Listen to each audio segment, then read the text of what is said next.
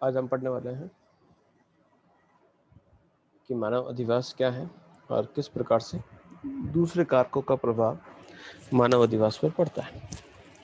मानव की 3 मूलभूत आवश्यकता है, एक भोजन, एक वस्त्र और दूसरा है रहने के लिए स्थान। और इन आवश्यकताओं की पूर्ति ने मनुष्य को साथ साथ रहना सिखाया है। यह सहकारिता की जो भावना है या सामूहिकता की जो भावना है, ये मनुष्य में विकसित करने का जो कार्य है वह इन आवश्यकताओं की पूर्ति के बाद ही, पूर्ति की जो आकांक्षा है उसके बाद ही, यानी कोई व्यक्ति अगर साथ रहता है तो उसके पीछे उसकी खुद की कुछ आवश्यकताएं जुड़ी रहती है। तो इसी प्रकार से प्राकृतिक परिवेश के अनुकूल ऐसी क्रिया करने के लिए वो प्रेरित होता है और अपने रहने के लिए एक स्थान बनाता है। तो मानव अधिवास एक प्रकार का सांस्कृतिक भूदृश्य है जो मानव की सामूहिकता, उसकी सहकारिता, उसके सहयोग, उसकी सामाजिकता का प्रतीक है। ये अधिवास मानव संस्कृति और सभ्यता को प्रकट करते हैं। इन अधिवासों को देखकर उनके विकास स्तर का हम अनुमान लगा सकते हैं कि मकान पत्थरों के बने हुए हैं या लकड़ियों के बने हुए हैं या फिर वे किसी ईंटों से बने हुए हैं। उससे हम पता लगा सकते हैं कि उसकी आर्थिक स्थिति किस प्रकार की होगी। तो इसी से संबंधित हमारा ये चैप्टर है, उसको हम स्टार्ट करते हैं। 4th यूनिट में है और 4th यूनिट में इस अधिवासों के चैप्टर को स्टार्ट करते हैं।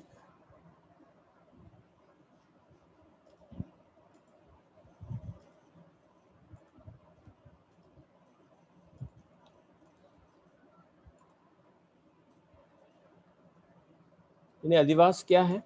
मानवीय बसावट का एक स्वरूप है जो एक मकान से लेकर एक बड़े शहर तक हो सकता है। अधिवास से एक और अर्थ निकलता है, क्योंकि अधिवास में बसावट जो है एक सामाजिक प्रक्रिया है। व्यक्ति दो से अधिक व्यक्ति जब एक साथ रहते हैं या एक साथ मिलकर रहते हैं तो उसे हम समाज कहते हैं। तो ये एक प्रकार की सामाजिक प्रक्रिया है। और इसके अंतर्गत हम जो चित्र पहले एक वीरान क्षेत्र था वहां पर हमने रहना शुरू किया, तो वह रहने का एक जो प्रक्रिया है वह अधिवास कहलाती है, जिसमें व्यक्तियों का समूह कुछ मकान बनाता है या किसी क्षेत्र का चयन मकान बनाने के साथ उसकी आर्थिक सहायता के लिए किया जाता है कि जो सामग्री वो दिन भर इकट्ठे करेगा तो उसे वो कहाँ रखेगा, या फिर बारिश गर्मी के समय वह सिर छुपाने के लिए, या फिर हम कह सकते हैं कि वह एक आसरा चाहता है जहां वो रहेगा। तो इसी उद्देश्य के साथ हम मकान बनाते हैं। इन अधिवासों को हम मुख्य रूप से 2 भागों में विभक्त करते हैं। एक है ग्रामीण अधिवास और दूसरा है नगरीय अधिवास। ऐसे अधिवास यानी ऐसी बसावट जो गांवों में है तो वह ग्रामीण अधिवास, और यदि वो बसावट शहरों में है तो उसे हम नगरीय अधिवास के नाम से जानते हैं। तो इस प्रकार से अधिवास जो है 2 प्रकार के मुख्य तौर पर कहे जा सकते हैं। अधिवासों के निर्माण हेतु अगर बात करें कि उत्तरदायी कारक कौन कौन से हैं, तो कुछ कारक सामाजिक और सांस्कृतिक होते हैं। सामाजिक और सांस्कृतिक का अर्थ होता है कि मानव ने सर्वप्रथम अपने छोटे छोटे बच्चों फिर स्त्रियों की सुरक्षा के लिए अधिवासों का प्रयोग शायद किया होगा, ताकि मनुष्य जब भोजन की खोज में जाए और जब दूर दूर तक जाए तो या जा सके तो उनके जो परिवार वाले जो है वो वहाँ पर आसानी से रह सके, और जो स्त्रियां हैं वो घर में बैठकर विभिन्न प्रकार की टोकरियां, बर्तन और विभिन्न जो अन्य उपयोगी जो वस्तु है बना सके। तो इस प्रकार से उसने मकानों का निर्माण किया होगा। दूसरा क्या कारक हो सकता है? दूसरा कारक ये हो सकता है कि अधिवास बनाने के पीछे हमारा दूसरा जो उद्देश्य है वह हमारी सुरक्षा से जुड़ा हुआ है। तो प्राचीन समय में जब जनजातियां रहती थी तो कई प्रकार के भय थे, आक्रमण थे, लूटपाट होने का डर था। बच्चे और स्त्रियां, महंत, पुजारी, ये सभी अपने आप को असुरक्षित समझते थे। तो इनकी सुरक्षा के लिए युवाओं को हम अधिवासों में तैनात करते थे। बड़े बड़े से बुर्ज बनाए जाते थे। समूह के जो मुखिया हैं या जो धार्मिक नेता है या कुशल सेनापति की सुरक्षा के लिए मकान शायद बनाए होंगे, और फिर धीरे धीरे उसकी सुरक्षा के लिए परकोटे बना दिए गए। तो इस प्रकार से अधिवास का जो कॉन्सेप्ट है वो प्राचीन समय से स्टार्ट हो जाता है। कुछ धार्मिक कारण हो सकते हैं, जैसे कि अगर मुस्लिम साहित्यों के अनुसार देखें तो जो घर में जो व्यक्ति मर जाता है तो उसको गाड़ने के रूप में मकानों का प्रयोग किया जाता था। फिर धीरे धीरे एक कब्र से एक स्थायी आवास क्या हो सकता था, और जितनी भी जो खानाबदोश जनजातियां थी वह अपने मृत व्यक्तियों को सम्मान हेतु उनकी मृत्यु के बाद जो वार्षिकोत्सव मनाए जाते हैं तो उसके लिए एक स्थान चयन करती थी और वहां पर उसे गाड़ देती थी। तो मृत व्यक्तियों के विश्राम के लिए मकान बनाए जाते थे। फिर उसके बाद वहां पर एक पुजारी को नियुक्त कर दिया करते थे कि बाद में वही पूजा करेगा, और धीरे धीरे यही जो आवास थे मृत व्यक्तियों की, जो समाधियां थी, वह धीरे धीरे या फिर तो मंदिर बन गए या फिर मस्जिद बन गए या गिरजाघर बन गए। तो इस प्रकार से आवास वहीं पर बनने स्टार्ट हो चुके थे। कुछ आर्थिक कारक हो सकता है। आर्थिक कारकों के अंतर्गत सामाजिक, सांस्कृतिक और सुरक्षात्मक और धार्मिक जो कारक थे, वो अग्रणी व्यक्ति और आश्रितों के भोजन की आपूर्ति हेतु लोगों द्वारा शिकार और संग्रहण करके जो भी सामग्री लाई जाती थी, तो उसको रखने के लिए उसको एक मकान की आवश्यकता थी कि कहाँ पर वो उन सामग्रियों को रखेगा। शिकार करके भी लेकर आया तो शिकार को अब आज मिला है कल मिलेगा नहीं, तो उसके लिए वो शिकार को रखने के लिए एक मकान चाहता था। तो ये इसी प्रकार से मकान का कॉन्सेप्ट आया होगा। फिर आवास को प्रभावित करने वाले कारक, आवास को यानी अगर एक मकान बनाया जाएगा तो मकान को प्रभावित करने वाले कौन कौन से कारक होंगे। तो सबसे पहले है जलवायु। अब जलवायु का मकानों पर क्या प्रभाव पड़ता है कि मकानों के निर्माण और पर जलवायु का जो प्रभाव है इस प्रकार से देख सकते हैं कि जो विषुवत रेखीय क्षेत्र होंगे वहाँ पर बहुत ज़्यादा बारिश होती है, तो वे जो लोग हैं अपने मकान पेड़ों के ऊपर बनाते हैं। जो सूखे रेगिस्तानी क्षेत्र हैं वे मिट्टी के बने मकान बनाते हैं। जो घास के क्षेत्र हैं वहाँ के लोग तंबुओं में रहते हैं। जो टुंड्रा क्षेत्र, बर्फ वाले क्षेत्र हैं, तो वहाँ पर बर्फ के मकान जिसे इग्लू कहा जाता है उसका निर्माण करते हैं। तो जैसे इस प्रकार के जो मानव है, इस प्रकार के जो निवास है, वे इसी प्रकार के जलवायु द्वारा निर्धारित होती है। इसके प्रकार के अलावा देखिएगा कि पिछड़े जो प्रदेश है उसके जो लोग हैं वो मकानों पर जलवायु और उसका प्रभाव को देखें तो आप देखेंगे तो जैसे कि जलवायु के कारक है, जैसे कि हम तापमान की बात करें या बारिश की बात करें या धूप की बात करें, वायु की गति कितनी है, किस दिशा से हवा चल रही है, यानी गर्म हवा चल रही है या ठंडी हवा चल रही है, बारिश कितनी हो रही है, तो इसका जो प्रभाव है हम मकानों के ऊपर देख सकते हैं। जैसे कि अगर ठंडे प्रदेश जो है या शीतोष्ण प्रदेश है तो वे चाहते हैं कि सुबह की जो सूर्य की किरणें हैं वो हमारे घरों के अंदर आए, इसलिए वो मकानों का जो मुख होता है वो पूर्व दिशा की ओर रखते हैं।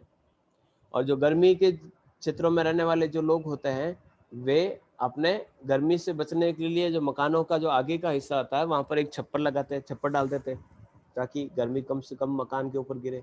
इसके अलावा दरवाजे, खिड़कियां, झरोके, दीवार, इनका जो आकार और प्रकार है वो भी तापमान से प्रभावित होता है। जैसे कि जो गर्म क्षेत्र होते हैं वहाँ के जो लोग होते हैं वह सुरक्षा के लिए दीवारों की मोटाई अधिक रखते हैं और छतों की ऊंचाई काफी ऊंची रखती है ताकि गर्मी कम लगे। जो पर्वतीय क्षेत्र होता है या उच्च अक्षांशीय क्षेत्र होता है वहाँ पर मोटी दीवारें और छतें नीची बनाई जाती है और मोटी बनाई जाती है। भारत में जो आंगन की जो व्यवस्था होती है वो भी कुछ इस प्रकार से तापमान और जलवायु से प्रभावित होती है। जैसे गर्मी में अत्यधिक गर्मी से रक्षा और सर्दियों में ज़्यादा से ज़्यादा धूप मिले, इसके लिए उत्तर भारत में जो आंगन बनाए जाते हैं वो उत्तर से दक्षिण लंबे रखे जाते हैं जिसे चंद्रवेदी कहा जाता है। ऐसे आंगन में सूर्य की रोशनी अधिक देर तक नहीं पड़ती। पूर्व पश्चिम में जो लंबा होता है उसे हम सूर्यवेदी कहते हैं। तो इस प्रकार से हमारे मकान का आकार क्या होगा ये जलवायु तय करती है। इसी प्रकार से अगर हम बात करें कि जहाँ पर बारिश ज़्यादा होती है, जैसे कि अगर हम बात करें वेस्ट बंगाल और केरला की बात करते हैं, तो वह अपने मकानों के आगे ढाल रखते हैं। और इसी प्रकार से जो बर्फ वाले क्षेत्र है तो वहाँ पर भी इसी प्रकार की ढाल की व्यवस्था रखी जाती है ताकि पानी है या जो बर्फ है वो नीचे। तो हमारा मकानों का जो आकार है वो तय करने में जलवायु का बड़ा योगदान रहता है। दूसरा है निर्माण संसाधन। अब निर्माण संसाधन का अर्थ होता है कि अलग अलग क्षेत्रों में जो मकान बनाने की जो सामग्री प्रयोग की जाती है वो अलग अलग प्रकार के देखने को मिलती है। यानी कहीं पर मिट्टी तो कहीं चूना, कहीं लकड़ी, कहीं बांस, कहीं पर घास फूस का प्रयोग किया जाता है, तो कहीं सीमेंट, लोहे, कांच का प्रयोग किया जाता है। तो मिट्टी के मकानों की बात करें तो मैदानी जो क्षेत्र हैं या मरुस्थलीय क्षेत्र हैं वहाँ पर मिट्टी के मकान मिलता है, क्योंकि वहाँ पर अच्छी मात्रा में पत्थर और लकड़ी आसानी से मिल जाती है। मिट्टी के मकान तो कई प्रकार, जैसे गड्ढे से निकाली हुई जो मिट्टी होती है जिसे मुड कहते हैं, तो मिट्टी को हम उसको गोद कर मसल कर एक एक के ऊपर रख कर हम दीवार को खड़ा कर लेते हैं, या कच्ची ईंटें बनाकर हम मकान बनाते हैं। जो आर्थिक रूप से संपन्न लोग होते हैं वो ईंटों को भट्टे से पकाते हैं, और पक्की जो ईंटें बनाने का जो कार्य है वो भी प्राचीन काल से हमें देखने को मिलता है। जैसे कि मोहनजोदड़ो देखो या हड़प्पा की जो सभ्यता है या नालंदा को देखें, तो वहां पर जो पक्की ईंटें मिल रही है तो इससे पता चलता है कि वहां पर प्राचीन समय में ईंटों के मकान बनाए जाते हैं। पत्थरों के मकान की बात करें तो पठारी और पर्वतीय क्षेत्र है, वहां पर पत्थरों के मकान देखने को मिलते हैं। तो ऐसे क्षेत्रों में भवन निर्माण में पत्थरों का बहुत ज्यादा प्रयोग किया जाता है। हिमालय और दक्षिणी जो पठारी क्षेत्र हैं वहां पर जितने भी जो मकान हैं उसकी दीवारें और छतें हैं वो आपकी पत्थर की बनी हुई देखने को मिलेंगी। भारत के लगभग लगभग सभी जो किले हैं वो सारे सारे पत्थरों के बने हुए देखने को मिलेंगे। लकड़ी और बांस का जो प्रयोग है वो वनों से ढके हुए जो चित्र हैं जहाँ पर बहुत ज्यादा जंगल पाए जाते हैं वहां देखने को मिलते हैं। जैसे कि हिमालय के ढाल जो है वहां पर चीड़ के वन पाए जाते हैं, तो वहां पर लकड़ी के जो तख्ते लट्ठा का जो प्रयोग करके मकान बनाए जाते हैं। साइबेरिया, नॉर्वे, कनाडा, जो अलास्का जहाँ पर टैगा वन पाए जाते हैं वहां पर लकड़ी का प्रयोग किया जाता है। जापान में लकड़ी के मकान बनाए जाते हैं, उसके पीछे कारण है कि वहां पर भूकंप ज्यादा आते हैं। तो जिस स्थान पर जहाँ पर जो चीजें मिलती हैं तो उसका प्रयोग करके किया जाता है। और जहाँ पर जो बहुत ज्यादा बारिश होती है तो वहां पर बांस का प्रयोग किया जाता है।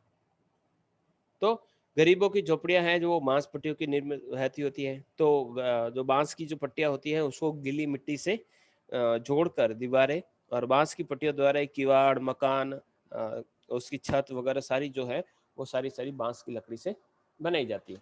तो मकान किस प्रकार के होंगे ये डिपेंड करता है कि वहां पर कौन सी जो निर्माण सामग्री है वो आसानी से मिलती है। फिर धरातलीय स्वरूप की बात करते हैं। अब धरातलीय स्वरूप की बात का अर्थ हो गया कि वहां का धरातल किस प्रकार का है। तो एक ही मकान पर्वतीय ढालों पर कई स्तरों पर बनाया जाता है। मकान के निचले ढाल की जो दीवार होती है वो अधिक ऊंची रखी जाती है और पीछे की दीवार कम ऊंची रखी जाती है, यानी स्टेप टू स्टेप मकान बनाया जाता है। कहाँ बनाया जाता है? पहाड़ी क्षेत्रों में। तो इस प्रकार से जैसे कि यहाँ पर मुझे मकान बनाना है, तो पहला मकान है उसकी आगे की दीवार बड़ी होगी, छोटे की पीछे की दीवार ये इतनी छोटी होगी। दूसरा मकान छोटी, आगे की दीवार छोटी, पीछे की मोटी। तो इस प्रकार से ये जो मकान बनाया जाता है ये डिपेंड करता है कि वो किस क्षेत्र में बना हुआ। तो मैदानी और पठारी भागों की बात करें तो पूरे मकान में दीवार जो होती है वह बड़ी नींव की रखी जाती है, नींव चौड़ी रखी जाती है और ऊंचाई भी ज्यादा रखी जाती है। और दलदली क्षेत्र होते हैं तो नींव को काफी गहरा बनाया जाता है, नींव को पक्की भी बनाया जाता है क्योंकि वो दलदल में कभी टूट नहीं जाए। जो ढाल वाले जो क्षेत्र होते हैं तो वहां पर धूप और वायु का भी ध्यान रखा जाता है कि भाई धूप कहाँ से आएगी। अगर कोई पहाड़ है और पहाड़ के विपरीत देखिएगा, जैसे कि अगर हम कहें कि ये पहाड़ है और सूर्य यहाँ से उदय होता है तो यहाँ पर कोई मकान थोड़ी बनाएगा क्योंकि सूर्य का प्रकाश नहीं मिलेगा। तो वो मकान जो है अपना इस दिशा के अंदर बनाएंगे ताकि उसे धूप भी मिलते रहे। लेकिन बहुत गर्म क्षेत्रों में निवास करता है तो हो सकता है कि उसको धूप की आवश्यकता नहीं है, वो यहाँ पर भी बना सकता है।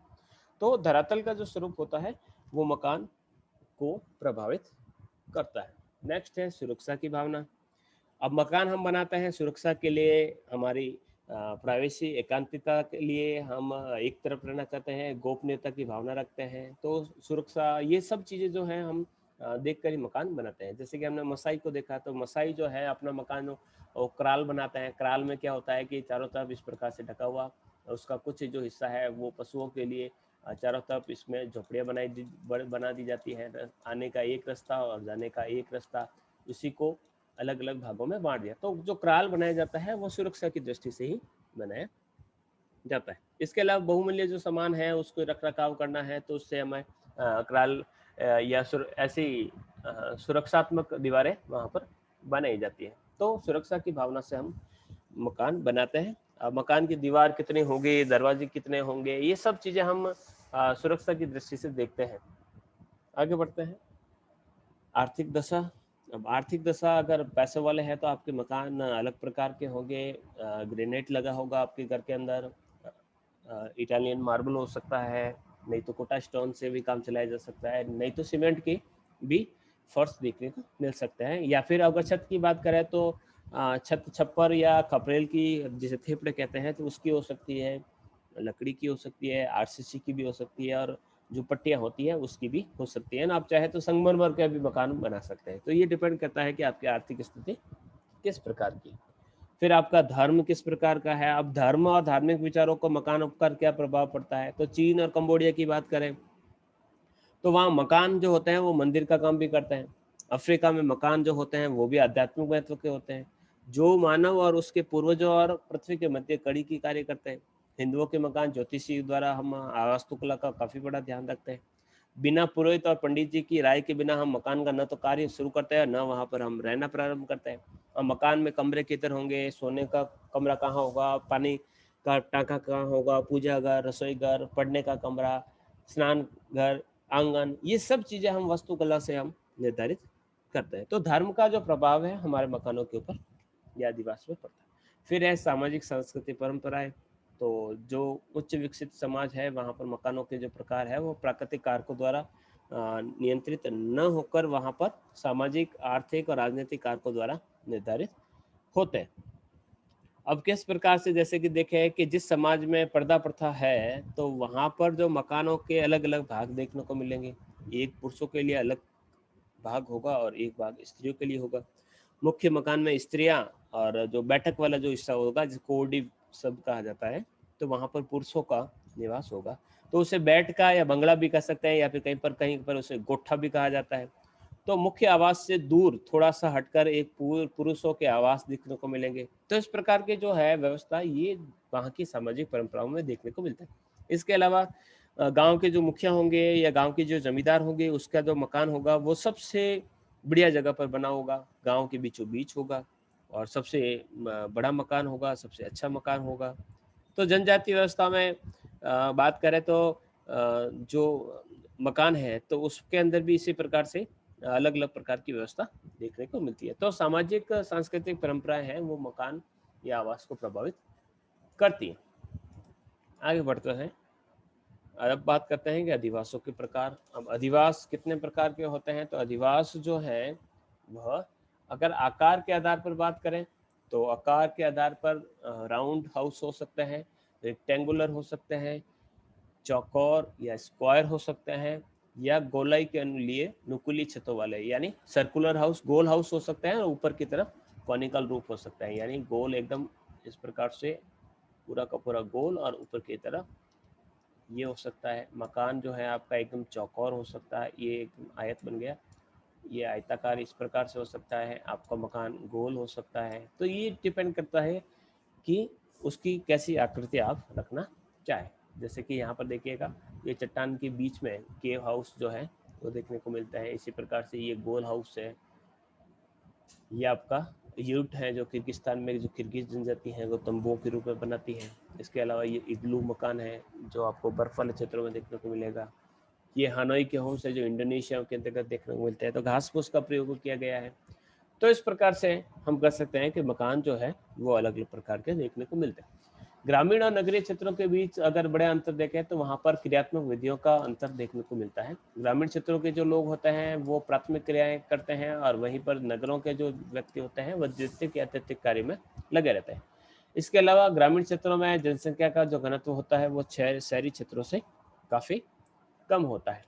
तो इस प्रकार से ग्रामीण अधिवासों के प्रकार को अगर बताएं तो ग्रामीण अधिवास में बांटा जा सकता है। तो ग्रामीण अधिवासों का बात करें तो वो आवासों के वितरण अंश को दिखाता है। अधिवास का अर्थ होता है कि वहाँ पर जो मकान है वो किस प्रकार से बने हुए। इस प्रकार से भूगोलवेत्ताओं ने अलग अलग प्रकार की युक्तियाँ बताई है। तो इसे 4 श्रेणियों के अंतर्गत यहाँ पर डिवाइड किया गया है।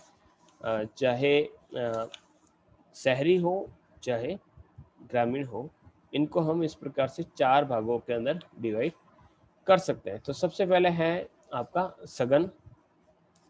अब सघन वन का नाम से पता चलता है कि इसके अंदर काफी ज्यादा सघनता देखने को मिलती है, यानी मकान जो हैं वो काफी पास पास देखने को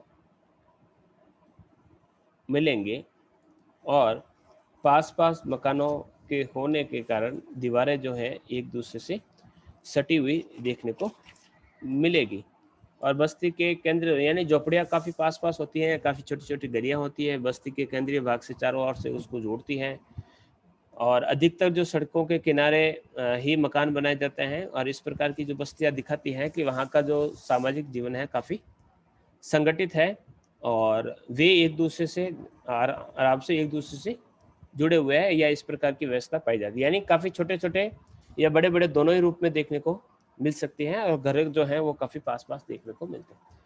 अर्ध सघन या विखंडित की बात करें तो इसके अंदर जो बस्तियां हैं वो काफ़ी दूर दूर देखने को मिलती है। दूर दूर का मतलब हो गया कि वहाँ पर इतनी ज़्यादा सघनता नहीं मिलती है जितनी जो सघनता पहले वाले मकानों के अंतर्गत देखने को मिलती है, यानी इनकी जो सघनता है वो थोड़ी सी हमें कम देखने को मिलती है। फिर है पल्ली और पूर्वा। पल्ली और पूर्वा एक प्रकार से हमारी ढाणी के समान है। ढाणी के समान यानी मुख्य गांव है, और मुख्य गांव से थोड़ा सा दूर वहां पर आपको पूर्वा या पल्ली देखने को मिलता है। यानी ये छोटा सा एक गांव होता है, और वहां पर कुछ घरों के समूह देखने को मिल सकते हैं। तो इस प्रकार के जो होते हैं वो आपके पल्ली के रूप में जाने जाते हैं। नेक्स्ट है प्रकीर्ण। प्रकीर्ण का अर्थ होता है बिखरी हुई। अब बिखरी हुई बस्तियों का अर्थ होता है कि इस प्रकार के जो मकान हैं वो काफ़ी बिखरी हुई अवस्था में देखने को मिलती है। इसको अगर डायग्राम से बनाए तो देखिएगा, मैं अगर कहूँ कि ये काफ़ी ज़्यादा पास पास इस प्रकार से मैंने मकान बना दिए तो ये सघन कहलाएगा। ठीक है, अब दो यहाँ पर बना दिए और थोड़ा सा बीच में मैंने गैप रख दिया तो ये अर्ध सघन हो गया।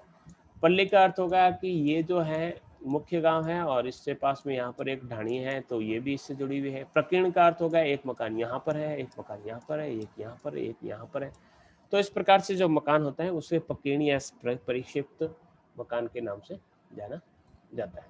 सघन अधिवास तो मकान काफी पास पास होता है। सारे जो मकान होते हैं वो एक ही केंद्रीय स्थल पर संकेंद्रित होते हैं, और आवासीय जो क्षेत्र होता है वो खेतों से चारागाह से, खेत जो या जो गोचर भूमि होती है वो अलग प्रकार से इससे अलग होती है। तो हमारे देश में अधिकांश जो मकान है वो इसी प्रकार के देखने को मिलते हैं। तो देश के प्रत्येक भाग में इस प्रकार के मकान मिलते हैं।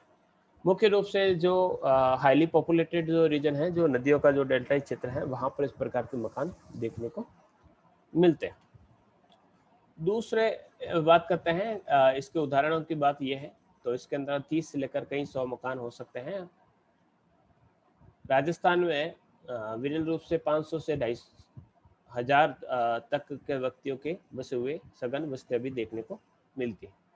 फिर हम बात करते हैं कि इसके पैटर्न। तो पैटर्न किस प्रकार से तय होता है? तो लीनियर पैटर्न, जैसे कि रेल मार्ग या नदी के सारे इस प्रकार के लंबे लंबे मकान बनते हैं। जैसे कि यहाँ पर देखिएगा ये रेलवे लाइन निकल रही है, और रेलवे लाइन के सारे यहाँ पर लाइन से इस प्रकार से मकान बन गए, तो ये एक प्रकार से लीनियर या रेखीय पैटर्न कहलाता है।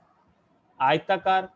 अब आयताकार का अर्थ होता है कि आयत जैसा, तो अगर इसी प्रकार से आयत जैसे मकानों की किसी ने कॉलोनी काट दी तो इस प्रकार के मकान आपको आयताकार पैटर्न देखने को मिल सकता है।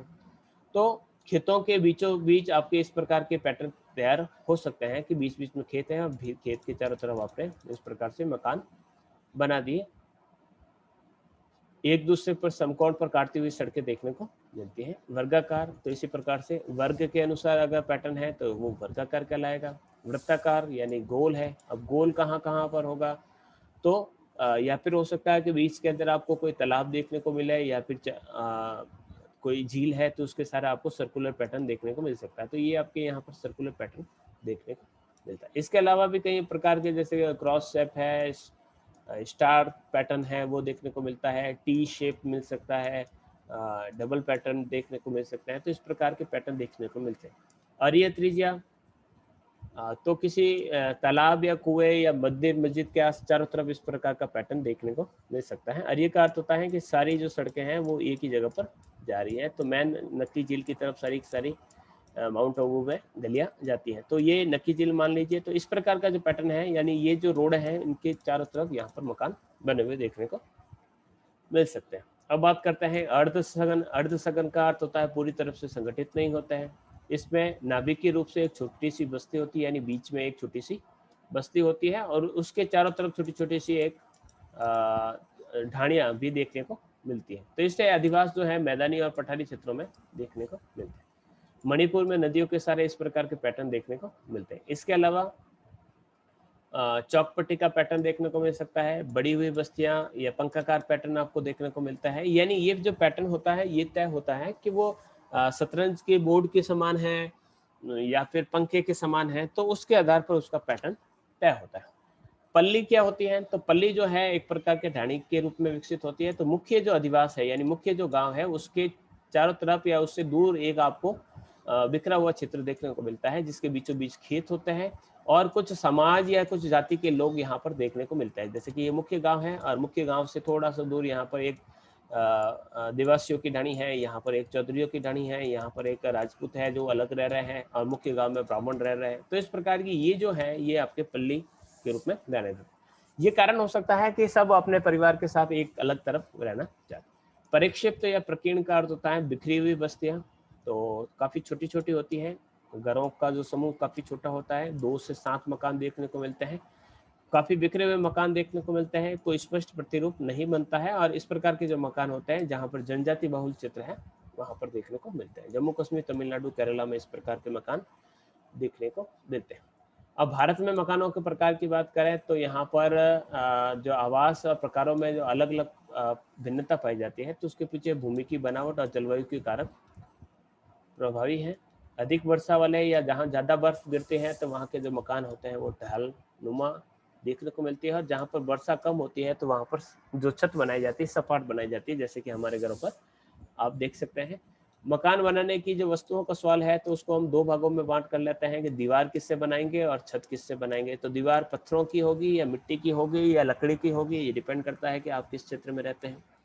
और छत का निर्माण भी है वो इसी प्रकार से किया जाता है। जैसे कि दीवार के लिए हम मिट्टी का गारे का प्रयोग करते हैं या पत्थरों का प्रयोग करते हैं या ईंटों का प्रयोग करते हैं। तो ये जिन क्षेत्रों में देखने को मिलेंगे, तो मिट्टी का गारा कहाँ पर देखने को मिलता है? तो मिट्टी का गारा मुख्य रूप से आपको जो मरुस्थलीय क्षेत्र है या फिर जो लगभग सभी मिट्टी जहाँ पर गारेनुमा बनती है तो वहाँ पर आपको देखने को मिलती है। पहाड़ी क्षेत्रों में आपको पत्थरों के मकान देखने को मिलेंगे और ईंट के जो मकान हैं लगभग लगभग सभी क्षेत्रों में आजकल मिल जाते हैं, लेकिन जहाँ पर नदी की ईंट या मिट्टी जो मिलती है वहाँ पर इस प्रकार के मकान देखने को मिलते हैं। उदाहरण के तौर पर सिंधु घाटी सभ्यता देख लीजिए या नालंदा देख लीजिए, वहाँ पर ईंट का प्रयोग हुआ है। इसके अलावा वन क्षेत्रों में हम इमारती लकड़ियों का प्रयोग करते हैं और या फिर हम बांस की जो टटर है उसका भी प्रयोग करके मकान बनाते हैं।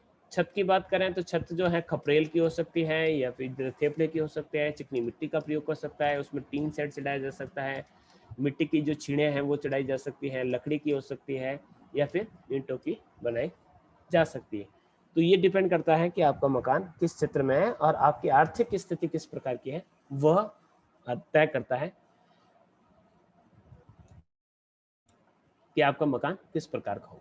अब बात करते हैं नगरीय अधिवास। अब नगरीय अधिवास जो है वो या फिर तो नगर पालिका होगा या फिर कैंटोनमेंट एरिया होगा, छावनी होगा। तो कम से कम 5,000 की जनसंख्या वहां पर होगी और कम से कम 75% वहां के जो लोग होते हैं वह गैर कृषि कार्य में होंगे, यानी कृषि के अलावा कोई दूसरे कार्य करते हैं और जनसंख्या जो घनत्व है काफी अधिक देखने को मिलेगा, तो वहां पर नगरीय अधिवास देखने को मिलते हैं। तो इस प्रकार की जो विशेषताएं वहां पर मिलती है तो उसे हम नगर कहेंगे। तो एक बड़ा जो शहर होगा वहाँ पर कई प्रकार की सुविधाएं देखने को मिलेगी।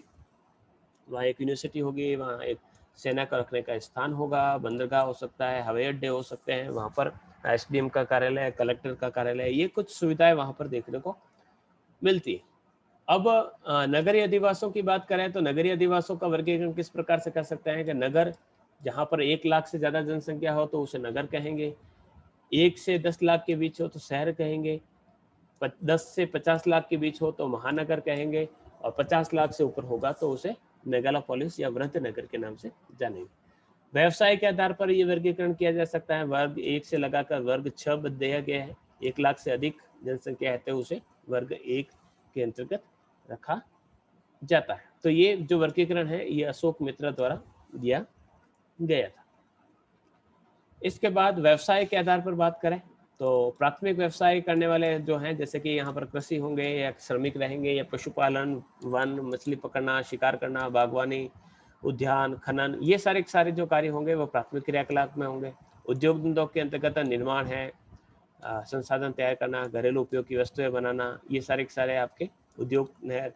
व्यापार, जहाँ पर व्यापार और वाणिज्य होता है। यातायात, जहाँ पर दो या दो से अधिक बड़े बड़े रास्ते मिलते हैं और जहाँ पर सेवाएं प्राप्त होती हैं तो वहाँ पर विभिन्न प्रकार की सेवाओं को शामिल किया जाता है। तो इस प्रकार से हम नगरों का जो वर्गीकरण है वो कई आधारों पर कर सकते हैं। तो इस प्रकार से ये आपका अधिवास और अधिवास से संबंधित चैप्टर जितना शॉर्ट में हो सकता था वो कंप्लीट होता है। वैसे हम कर चुके हैं इसको काफ़ी डिटेल से। इसी वीडियो को आप देख सकते हैं अपने यूट्यूब पर।